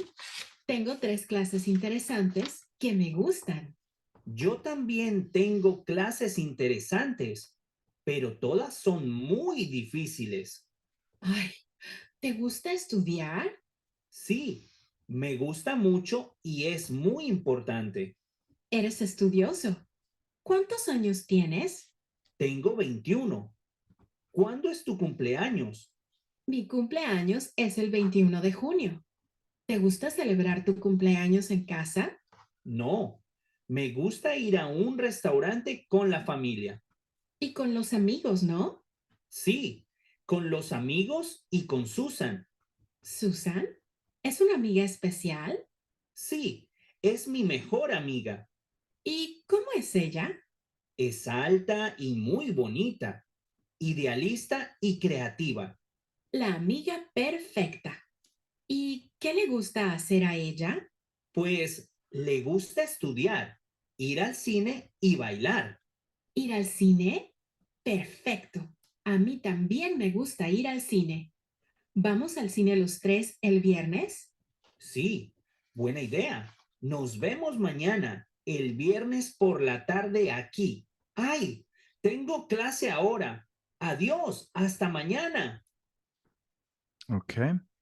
Let's listen to it again, and maybe you can pay attention to the details. It talks a lot about Eloy. Not necessarily, Claudia is the one asking all the questions, but we get into a nice friend. If you could pick up the friend's name, his kind of best friend, and they're going to talk about her a little bit. So let's listen to it again.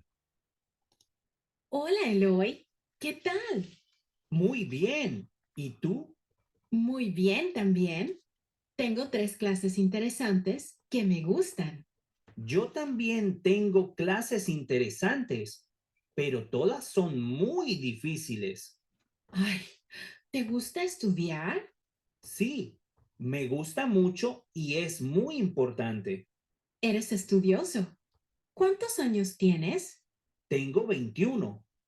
¿Cuándo es tu cumpleaños? Mi cumpleaños es el 21 de junio. ¿Te gusta celebrar tu cumpleaños en casa? No, me gusta ir a un restaurante con la familia. Y con los amigos, ¿no?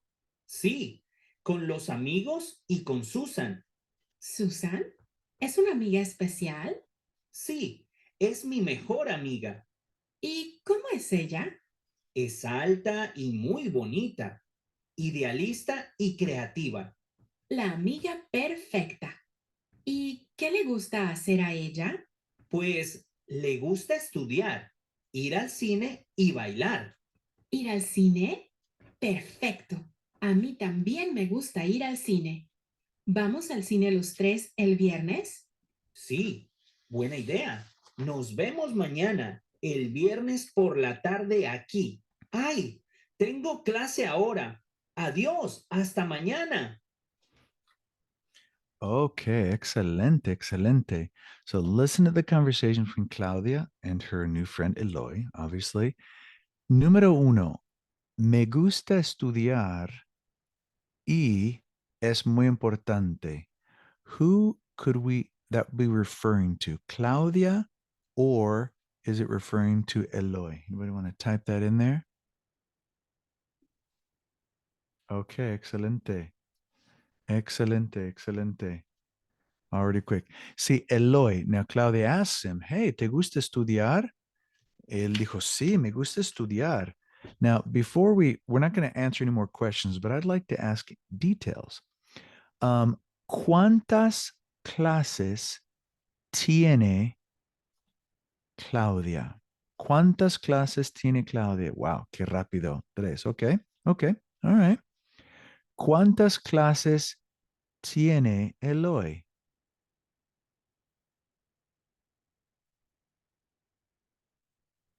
¿Cuántas clases tiene Eloy? Kind of a trick question. Now, listen to the very beginning. Does he also say he has 3 classes? He says he has, listen to the beginning. Hola, Eloy. ¿Qué tal? Muy bien. ¿Y tú? Muy bien también. Tengo 3 clases interesantes Tengo 3 clases interesantes. que me gustan. Yo también tengo clases interesantes. Yeah, so he doesn't necessarily specify. He says, yo también tengo clases interesantes. I also have interesting classes, but there's really no specific number. So I thought I'd throw a little curveball to see if anybody was really paying attention to that. It was hard to pick up. I get it. ¿Cuántos años tiene? ¿Cuántos años tiene Eloy? Okay, muy bien, excelente, excelente. Okay. Okay, okay, 21 años, excelente, 21 años, muy bien, 21 años. Para celebrar su cumpleaños, ¿le gusta ir al restaurante o ir a su casa? ¿Casa o restaurante? Okay, muy bien, muy bien, muy bien. Restaurante, excelente. ¿Cómo se llama su mejor amiga? ¿Cómo se llama su mejor amiga? Okay, excellent. You guys are so good. Susan, excelente. Susan, that's how you pronounce it.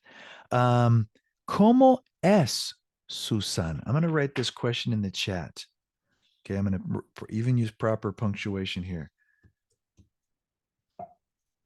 Let me go ahead and do that. Sorry. ¿Cómo es Susan? See how I type that? ¿Cómo es Susan? I'm not asking how is she? Is she sick, busy, good? I'm asking to describe her, right? ¿Cómo es Susan? Okay, excelente. All right, muy bien. Susan es alta y bonita. Muy bien. Es muy bonita. Yes, 2 descriptions. Alta y bonita. Did anybody hear one last description? It's an adjective that we haven't introduced, and I don't even think it's in the book, or at least in the chapter 1 that we've seen. So I'm going to go ahead and type it in here. Susan es idealista. Idealista. Idealistic or positive. Oh, they do also mention creativa. That's another one they mentioned. So idealista and creativa. Creativa. That's another one that they mentioned. Creativa. Idealistic and creativa. Sí o no? ¿Le gusta estudiar a Susan? ¿Le gusta estudiar a Susan? ¿Sí o no? ¿Le gusta estudiar a Susan? ¿Sí o no? Muy bien, excelente. Sí, le gusta estudiar. Le gusta mucho estudiar. All right. I'm going to ask, there's two other things. ¿Qué más? ¿Qué le gusta hacer a Susan? ¿Qué le gusta hacer a Susan? Dos actividades. Hay dos actividades. Muy bien, Amanda. Excelente. Muy bien, Shannon. Muy bien. Pero dos actividades. Le gusta estudiar, but we already know study. We're looking for two more.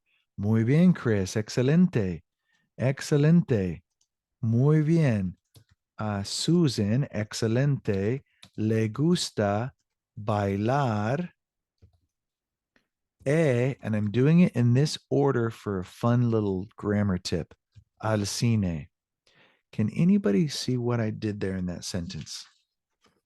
I said, Susan, and I'm repeating it for those that are watching this video and can't see the chat.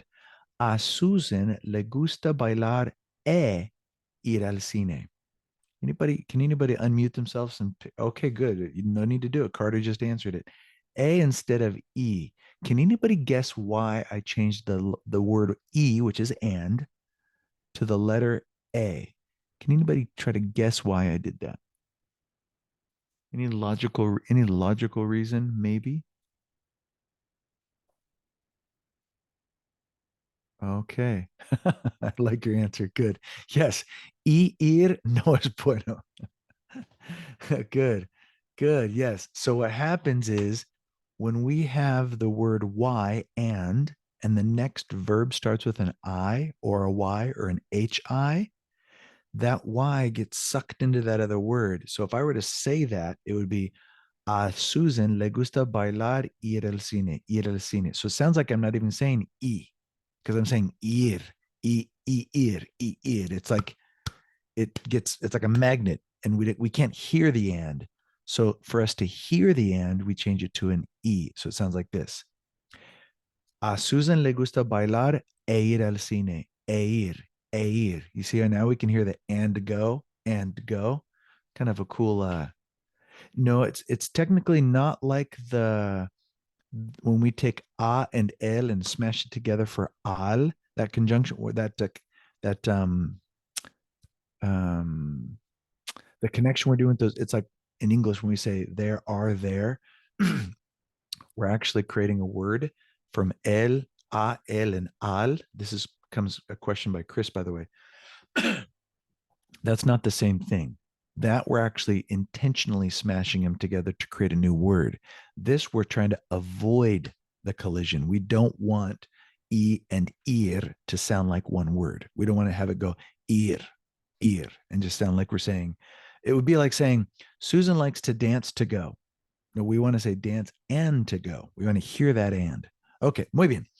Siguiente sección. You guys are great. Excelente. Oh, anybody know what day? A ver, ¿qué día? ¿Cuándo van al cine? They're going to the movies. ¿Qué día? Los tres personas. Susan, Eloy y Claudia van al cine. ¿Cuándo? ¿Cuándo van al cine? Oh, I'll explain. I'll answer your question in just a second, Shannon. ¿Cuándo van? Yes, el viernes, Amanda. El viernes.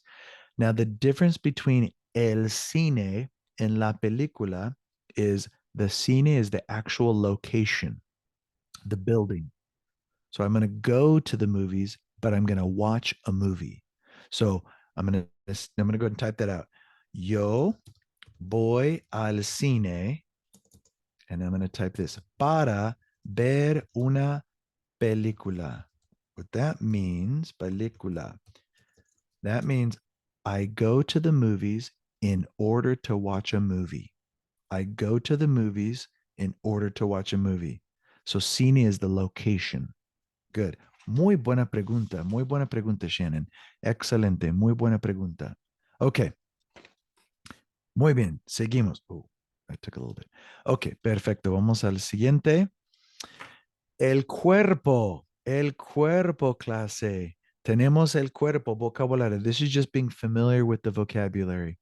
¿Cómo se llama número uno? ¿Cómo se llama número uno? ¿Cómo se llama número uno? Good. Muy bien, excelente. Sí. La espalda. ¿Cómo se llama número 5? ¿Cómo se llama número 5? Oh, I like the fact that you knew how to say la mano. La mano, even though it ends in an O, it's still feminine. La mano. La pierna would be número 2, right? Número 2 would be la pierna. ¿Cómo se llama número 4? That's a tough one. Número 4. Okay. All right. Clase. With a double L. Good. And it's pronounced cuello. El cuello. And of course, número 3, la cabeza. Good. So body parts, just do a little brief review. There's going to be a section to identify body parts. Muy bien. There's going to be a vocabulary, which I like to call random. Vocabulario al azar. It's a fun word. Al azar. It's an expression. It means random, like a random word, a random thought, a random idea. Cuando su profesor dice, caminen, caminen. In fact, I think the profesor Sotomayor said that in the video. Caminen. La parte del cuerpo que usan es. I wonder if we can figure that one out. Cuando el profesor dice caminen, la parte del cuerpo que usan es.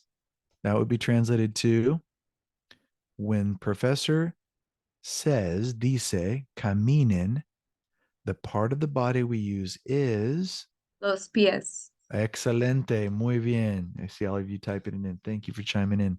Los pies, excelente, los pies. Las manos, la espalda, los hombros, the shoulders, hombros. And then, of course, another random vocab. So there's going to be a little section to try to recycle some of the random vocab throughout the chapter. Un año tiene 12 blank. 1 year has blank. 12 blank. Un año tiene 12 would be a logical response. Meses, excelente, 12 meses. So 1 year has 12 meses. Excelente. No semanas. Semanas are weeks.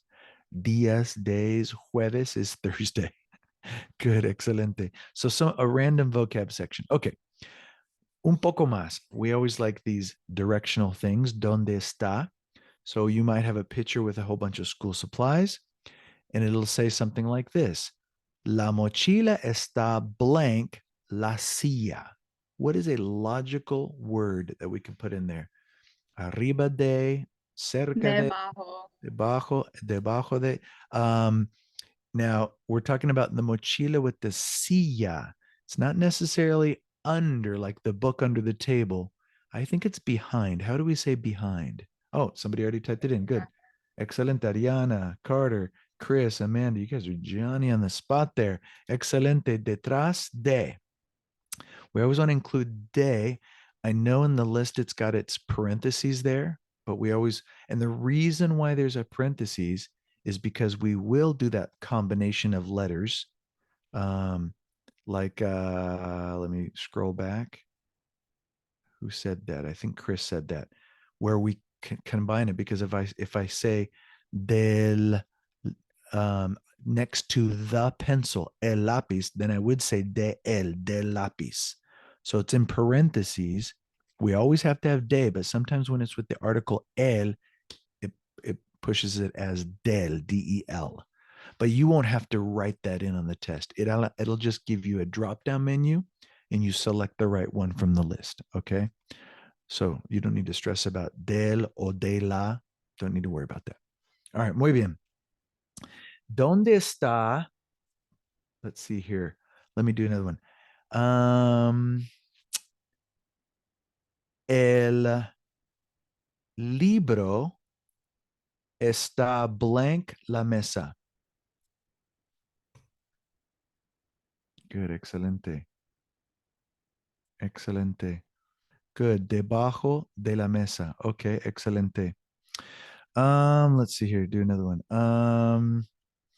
El reloj está blank la mesa. El reloj está blank la mesa. Okay, okay, okay. Excelente. Arriba. Okay, muy bien. Arriba de. One last one. El lápiz está blank la mesa. El lápiz está blank la mesa. Good, excelente clase. Encima de la mesa. Okay, excelente. So random vocab. Let's continue. You guys are on a roll here. Excelente. Muy bien. Ser en estar. You know that this has to be done, right? We're going to have a variety of questions versus answers with ser. Complete the exchange with the present tense ser. Por ejemplo, ¿de dónde blank tú? We want to be able to identify the correct conjugation with the correct pronoun. Good, excelente. So I think that's pretty standard. ¿De dónde eres tú? It's my goal that you guys are very familiar with that verb and the verb estar. Okay. We have one section about a calendar. We got some random questions we're going to throw out. Por ejemplo, ¿cuándo es el cumpleaños de Camila? And then you're going to have to type in these answers. So let's see here. ¿Cuándo es?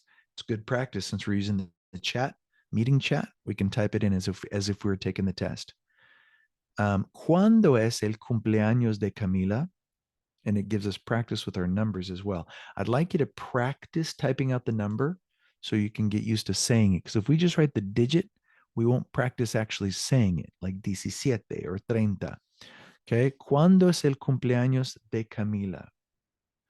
Okay, Camila Paitelli de la Fuente. That's a very curious last name.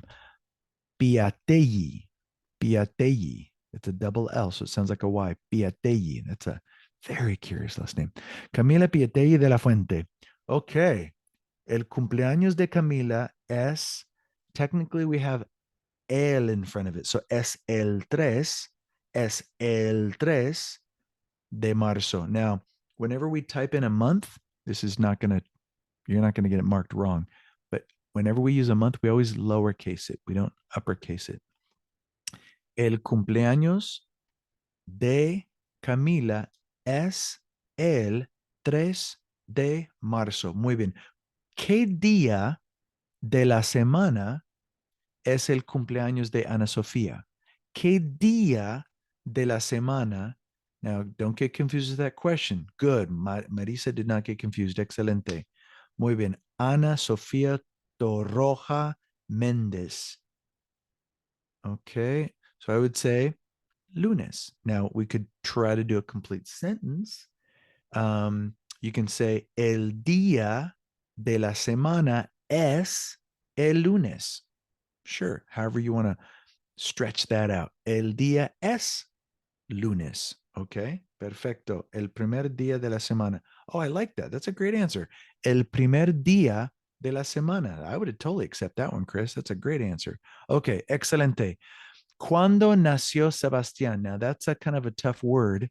Nació and nacieron are past tense, but I'm showing you now just so you're familiar with that verb in case you see it in a reading.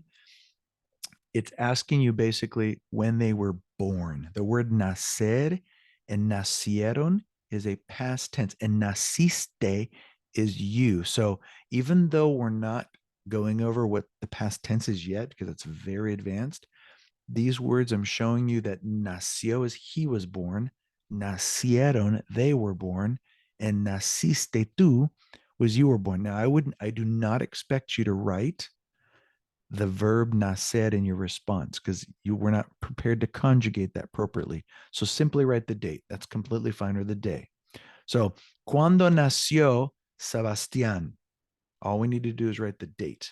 Good, excelente. 23 de octubre, excelente. 23 de octubre.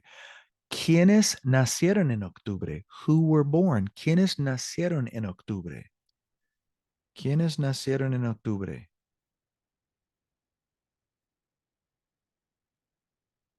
Oh, I'm sorry. I was saying octubre the entire time. That didn't make sense. ¿Quiénes nacieron en otoño? My apologies. In the fall. ¿Quiénes nacieron en otoño, in the fall? I kept saying octubre. It didn't sound right. I was like, wait a minute. Sebastian was born there. No, who were born in the fall, otoño? ¿Quiénes nacieron en otoño? Okay. I think we got dos, no? Rodrigo y Sebastián. Good, Amanda. Good. I see a lot of people. Carter, Nicole, perfecto, Sadida. Excelente. Muy bien. Gracias por participar. ¿En qué estación nació Antonella? In what season? Estación. Estación nació Antonella. So we're pulling out days, numbers, seasons, months. Good, excelente. Antonella. Antonella, su cumpleaños es el 24 de diciembre. So it's not going to be primavera, right? How do I say winter? A ver, el invierno. And I'm seeing a lot of you write that in there. By the way, we would say el invierno. En invierno is very second language interference. So we could just simply say el invierno or just invierno. But we couldn't say en invierno, el invierno. Okay. ¿En qué estación nació Claudia? Claudia Cuellar Arapí. Okay. El verano. Good. Or verano. Fine. El verano or verano. Muy bien. Excelente. ¿Cuándo naciste tú? I want to know when you were born. Give me your birth date. Yo voy a escribir el mío. El 8 de febrero. El 8 de febrero. Ok, Marisa nació el 30 de mayo. Excelente. Excelente. El 30 de mayo. Amanda nació el 24 de julio. Ok, excelente. El 24 de julio. Chris nació el Día de las Madres. Ok, good. Sedita nació el 11 de febrero. Carter nació el 4 de diciembre. Nicole nació el 25 de julio. Elizabeth nació el 30 de julio. A lot of summer babies here. Shannon nació el 24 de enero. Ariana nació el 8 de agosto. Andrés nació el 8 de febrero. Andrés, Rico y yo. That's right. I think we realized we had the same birthday in one of our classes a month ago. Okay, excelente. Perfecto, clase. So a little bit of sentence structure. Okay, a little bit more grammar here. We're going to have to do something of this nature. Calculate each person's age in 2019 based on his or her year of birth. And we'll give you an example so it's not confusing. Write each number is the words, not the digits. So, Xiomara nació en 1999. That's 1999. 1999.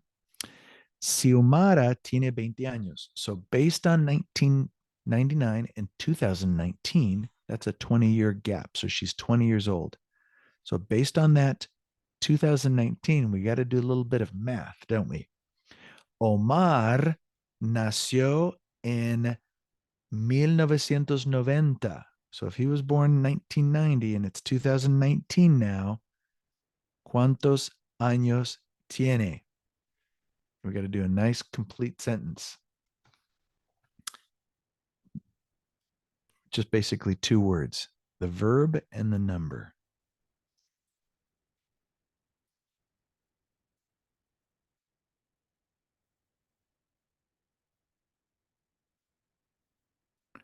Yes, indeed.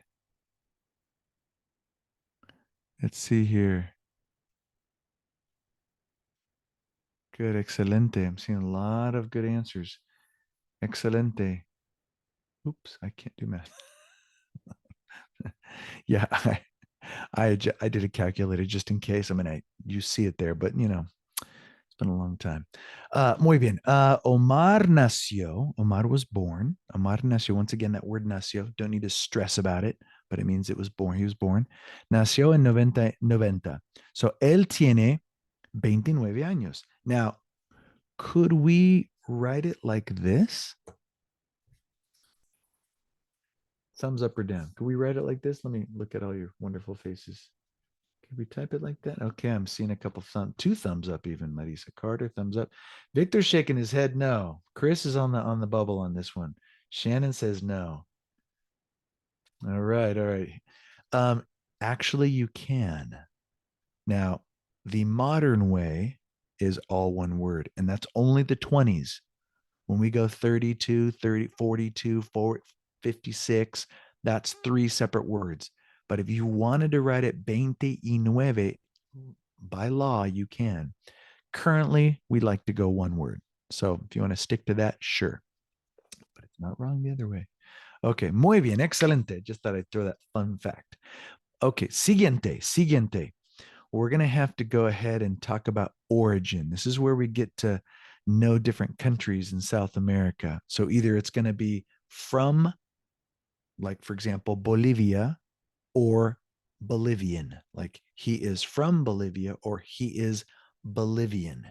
Now we're also going to throw in the age there. We want to recycle that age and the numbers. We're practicing our numbers. So let's just give you an example, okay? We've got me. I'm going to put me out there. Adams es de los Estados Unidos. Adams is from the United States because I want the country of origin. Y tiene 50 años, and he is 50 years old. Now, nationality. I would use this word. There's a nickname. A lot of people say Americano, but Americano technically is anybody from the Americas, even though Gringo. Gringo is also a nickname for somebody from the United States. Some countries will use that as well. Not all countries, but some. But there's an official name for somebody from the United States. It's estadounidense. So Adams es estadounidense y tiene 50 años. Now you'll obviously repeat the age. So 50 años. What I would like you to do is I want you to pick a person, anybody, and everybody can pick whatever person they want. And you're going to go ahead and write, first of all, let's go country and age. So if I were to take Rodrigo, I would say it like this. Rodrigo es de Colombia y tiene 27 años. Now, if I were to say his nationality, I would say Rodrigo es colombiano y tiene 27 años. What I'd like to do, because of time, let's go ahead and skip the country, the top one. Let's go straight to the bottom one, because that's the more difficult one. Okay, so let's say they are Venezuelan or Paraguayan or Uruguayan or Argentinian or Chilean or Peruvian. Let's try to use those words. And it's difficult. I want you to do your best spelling as possible to see if we can. So give me one example of somebody on the map. This person is, for example, Lucia is Chilean and is 23 years old. Let's see if we can give an example. Okay, Chris already started us out. Camila es argentina y tiene 18 años. Perfecto. Camila es argentina y tiene 18 años. Perfecto. Jorge es Venezuelan. Now, we're going to use it in Spanish, Marisa. So, Jorge es venezolano. I'm going to spell it out to you. Venezolano. Venezolano. Here we go. Venezolano. Venezolano. He's Venezuelan. Venezolano y tiene 21 años. Nice job on that 21, by the way. There should be an accent mark, though. 21 años. But I love the fact that you didn't put uno. Good. Lucia S. And by the way, you won't be docked for not putting accent marks. I do not have that into the system. Let's see here. Autocorrect is killing me. Yeah, that's true. It does. Autocorrect is hurting us all. Anybody know how to say somebody from Paraguay? Anybody know how to say that? So I would say Claudia es Paraguaya. I go ahead and write that. Yeah, nice attempt on that one, by the way. Paraguaya. So we'll go through them all. We've got Rodrigo es colombiano. Jorge es venezolano. Claudia es paraguaya. Camila es Argentina, which is the same as the country. Lucia es chilena. Lucia es chilena. Sebastián es peruano. I love that word. Peruano. Omar es, anybody know how to say Ecuadorian? Ecuatoriano. That's a tough one. Ecuatoriano. And then, of course, colombiano. Okay, so that's a section you have to write some rando sentences of that nature, something similar to that. Okay, perfecto. Now, the last activity. We want to wrap it up with this. I want to make sure. Oh, I had one more thing I wanted to do. We might not have time, but that's okay. I'll at least show you what you have to do. Let's come back to this. I wanted to read through this because I love reading with you guys. I love going through and reading and analyzing some sentences. So we're going to come back to it. We'll come back to it because I know that we haven't had a break and you guys are just going all the way through. We have a reading sample and I'm going to just go and show you the answer right now. We'll see where it's pointed out. We'll read this together. There's a reading sample with questions and we'll read through these. And then you're going to have a writing sample. And this is where I'm going to give you feedback as far as your sentence structures go. I'll go through each student per student, and I'll point out any grammatical errors you might have. And now we're not going to have time for this, but what I wanted to do is write a mini paragraph and then maybe get in breakout rooms and share it with each other. But I don't think that's going to work out. But if you wanted to take these instructions from the lesson, you go back to the video and go to this, spot on the video and write out a paragraph, a sample paragraph. It says, what do you like to do? You're going to write a paragraph with 8 sentences in length minimum with your favorite activities. Describe a minimum of 5 activities, including details. You can use también, además, but I'm very flexible with how you organize this. Those are the instructions, but as long as you write a handful of sentences of what you like to do and maybe describe it, like you might say something like, me gusta jugar al tenis.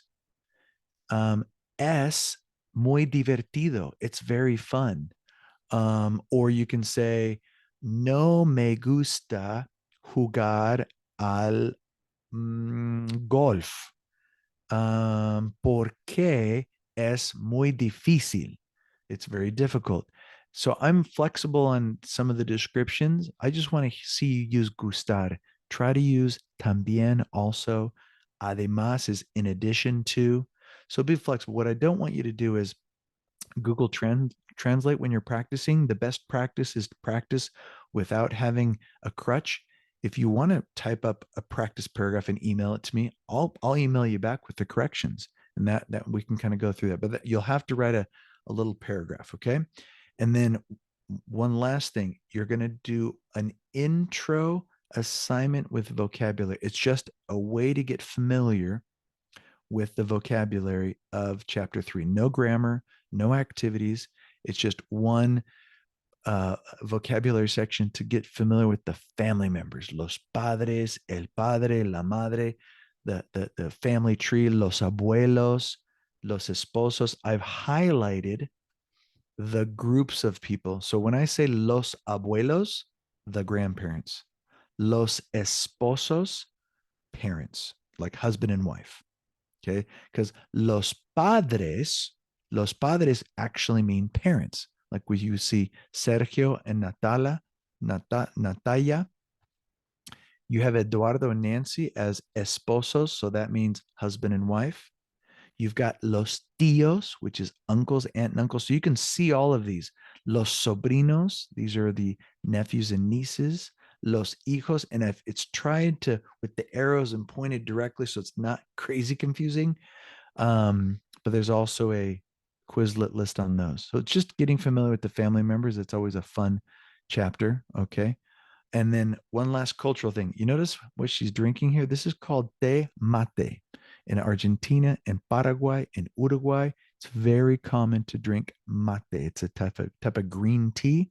And this container here is the mate. That's what that is, a mate. Te is the tea within it. And it's loose leaves put in there with hot water. So this little straw has a filter at the end, so you don't suck up all the leaves. And I'll show you one that I have. I don't have it with me, but I drink mate all the time. So I'll have to show you it next time. All right, muy bien. That's not it. Let's go back to the reading. Let's go 5 minutes here. Vamos a leer un poco. Okay. Let's go. Voluntario. Anybody want to start? Read? We'll just go for about 5 minutes. A ver. Voluntario. Little hand raise there on that. A ver. Okay, Carter, start us off. Excelente. Mucha Yep. Mucha gente. Good. Mucha gente llama a Paraguay el corazón de América, porque este país está en el centro del continente latinoamericano. Yep. Paraguay, país de 6 millones de habitantes, tiene dos idiomas oficiales, el español y el Guaraní. guaraní, que es un idioma indígena. Oh my gosh. No, you good. Indígena, pero en Paraguay también hay variedad de culturas. That's a great job. Great job. Excelente, Carter. So you can see where there's a question that is identified or a statement from that. Paraguay es un país bilingüe, a bilingual country, donde hay dos idiomas oficiales, two official languages. And of course, they're clarified Español, which is what you're learning, and Guarani. Guarani is the language spoken among the indigenous people that were there before the Spaniards got there. And it has maintained its cultural relevance throughout time, which is so awesome. There are a lot of countries in South America and in Central America that have their indigenous based languages other than Spanish, which I find fascinating. Paraguay, if you Google that on a map, it was pointed out in the video we watched.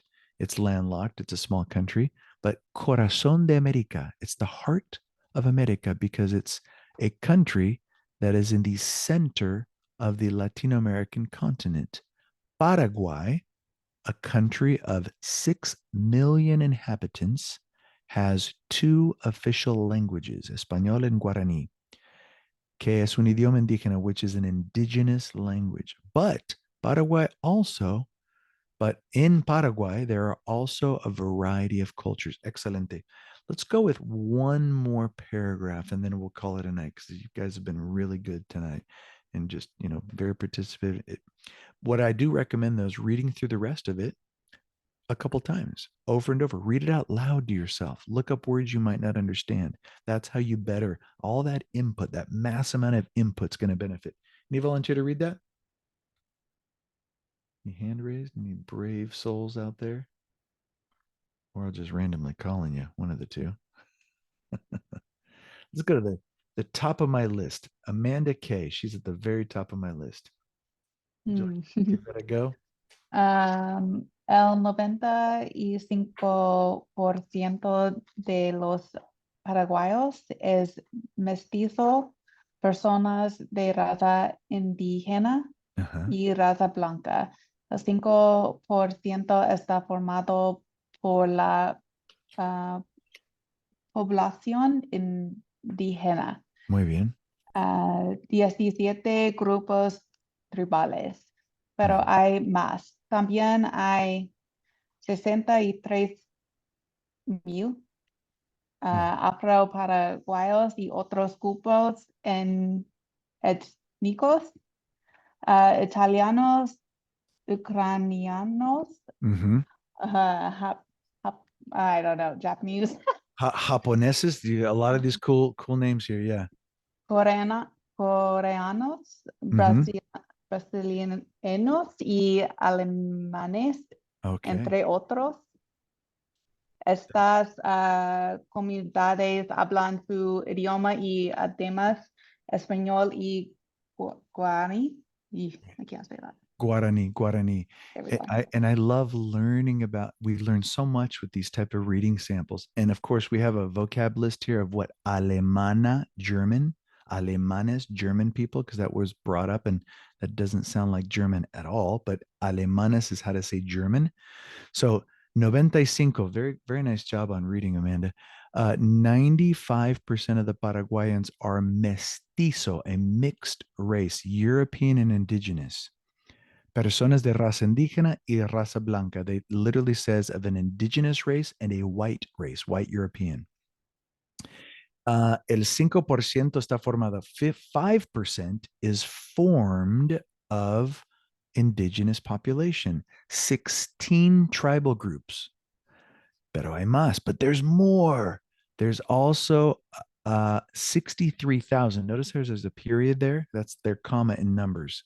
When we're dealing with numbers and dollars and currency and stats, it's always period and comma completely reversed. So 63,000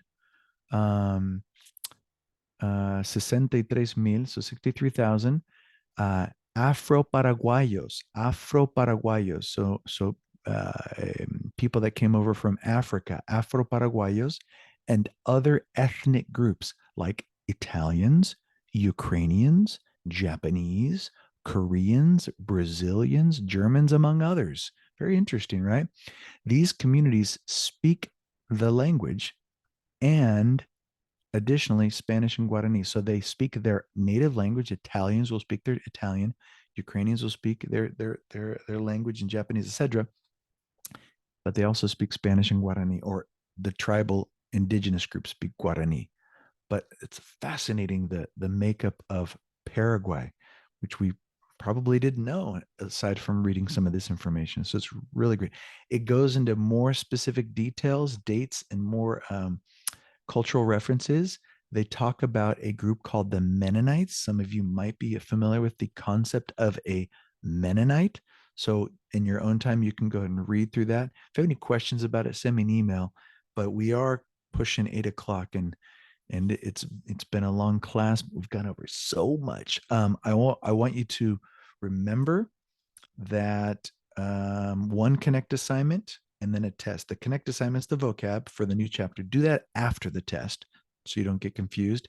But I always want to remind you, listen, read, listen, read, listen, read. You have in Canvas, right under all of the recorded lessons, there's a link for suggested podcasts.